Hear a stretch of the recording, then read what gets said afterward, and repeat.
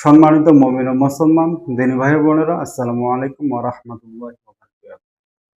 আপনারা দেখতেছেন অদৃশ্য জিন ও জাদুর কোরআনিক চিকিৎসা চ্যানেল, সঙ্গে আছে আমি মোহাম্মদ জসিমউদ্দিন। সম্মানিত বন্ধুগণ আমার, আজকে আপনাদের মাঝখানে খুব গুরুত্বপূর্ণ একটা বিষয় নিয়ে কথা বলবো ইনশাআল্লাহ। আজকের কথার বিষয়টা হচ্ছে বন্ধুগণ, যারা অনেক ঋণগ্রস্ত আছেন, মানে এমন ঋণের মধ্যে পড়ে গেছেন যে ওইখান থেকে কোনোভাবেই আপনারা আর রেহাই পাচ্ছেন না। তো আজকের পরিপূর্ণ বিষয়ে ভিডিওটা হবে আপনাদের। বন্ধুগণ আমার, আপনারা যত ঋণ থাকুক না কেন, আপনি যদি আজকে যে পদ্ধতিগুলো বলা হবে, যে আমলগুলো আপনাদের মাঝখানে শেয়ার করা হবে, আপনারা যদি ঠিক হুবহুব ভাবে এই আমলগুলো করতে পারেন, আমি আল্লাহর কাছে আশাবাদী ইনশাআল্লাহ, আপনি যতই বড় ঋণগ্রস্ত লোকে হন না কেন, আল্লাহ পাক কোনো না কোনো ভাবেই দেখবেন আপনি আপনার এই পরিপূর্ণ আবার অথবা আপনার এই বিপদ থেকে অবশ্যই আল্লাহ পাক আপনাকে রক্ষা করবেন। তো বন্ধুগণ আমার, পরিপূর্ণ বিষয়টা জানার আগে অবশ্যই একটা মূল কথা আপনাদেরকে না বললেই না। আজকে আমার চ্যানেলে যারা নতুন সদস্য আসছেন, অবশ্যই চ্যানেলটি সাবস্ক্রাইব করে পাশে থাকবেন। কারণ প্রতিনিয়ত আমরা নিত্য নতুন একটি করে ভিডিও আপনাদের মাঝখানে শেয়ার করি। প্রত্যেকটা বিষয় আপনাদের শিক্ষণীয় হবে ইনশাআল্লাহ। তো বন্ধুগণ, আমরা কথা না বলে মূল আকর্ষণে চলে যাই। তো বন্ধুগণ, যারা আপনার অনেক ঋণগ্রস্ত ব্যক্তি আছেন, অবশ্যই শুধু যেই ব্যক্তি ঋণগ্রস্ত ওনারাই এই আমলটা করবেন। এই আমলটার নিয়ম হচ্ছে যে আমলটা শুরুর আগে অবশ্যই আপনাকে ইস্তেগফার কয়েকবার পড়ে নেবেন। এরপরে মিনিমাম 11 বার 11 বার দরুদে ইব্রাহিম তেলাওয়াত করবেন। 11 বার দরুদে ইব্রাহিম পাঠ করার পর স্ক্রিনের মধ্যে আমি আপনাদেরকে একটা আমল দিয়ে দিচ্ছি। এই আয়াতগুলো আপনারা মানে যে কয়েকবার পারেন, নির্দিষ্ট কোনো সংখ্যা নেই।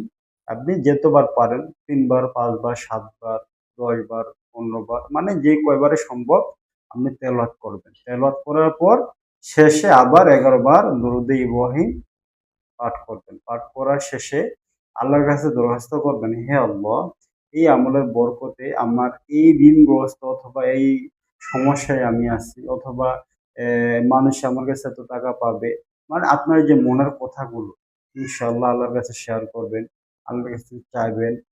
এইভাবে যদি ঠিক মতো আপনারা আমলটা করতে পারেন, কিন্তু বন্ধুগণ আমার, আমলটা একদিনে না কয়েকদিন আপনাকে করতে হবে।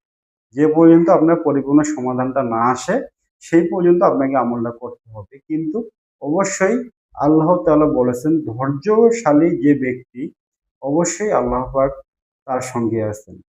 তো ধৈর্য রাখবেন, আল্লাহর প্রতি বিশ্বাস রাখবেন, এখলাসের সহিত আমলগুলা করার চেষ্টা করবেন। অবশ্যই আল্লাহ পাক একদিন না একদিন, হয়তোবা একদিন আগে, একদিন পরে, অথবা কয়েকদিন পরে আপনাকে এই সমস্যা থেকে অবশ্যই সমাধানের পথ আল্লাহ পাক দেখাবেন। তো বন্ধুগণ আমার, আমি আগেও বলছি, এখনো বলতেছি, যারাই আমল করেন না কেন, অবশ্যই আপনার নিয়ত সহি রাখতে হবে, এখলাসের সহিত আমল করতে হবে। তাহলে ওই পরিপূর্ণ আমলের যে ফায়দা ইনশাআল্লাহ আপনারা পাবেন।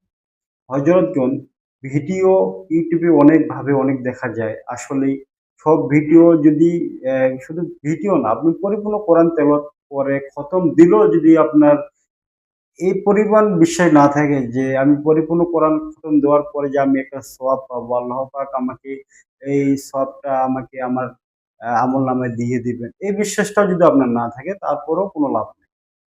শুধু আপনার তেলাওয়াত করেই যথেষ্ট। কিন্তু তেলাওয়াত করে কি বিফলে যাবে, কারণ আপনার আমলনামায় আপনার কোনো সওয়াব যাবে না।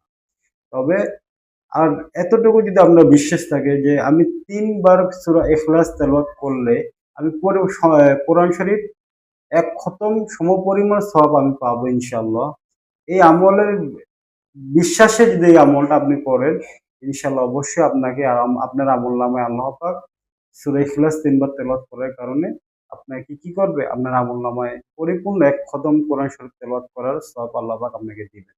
তো বন্ধুগণ আমার, সবকিছুই বিশ্বায় নেয়া হয়, দোয়া কবুল হয় একমাত্র আপনার এখলাসের উপর, আপনার নিয়তের উপর, আপনি কতটুকু আস্থা এবং বিশ্বাস রাখে এই একটা আমল করেন ওই বিষয় নিয়ে। তো বন্ধুগণ আমার, যাই হোক, কথা একটাতে আসে আরেক লাইনে আমরা চলে যাচ্ছি। আজকে এই পর্যন্ত হয়ে থাকবে। আসসালামু আলাইকুম ওয়া রাহমাতুল্লাহি ওয়া বারাকাতুহু।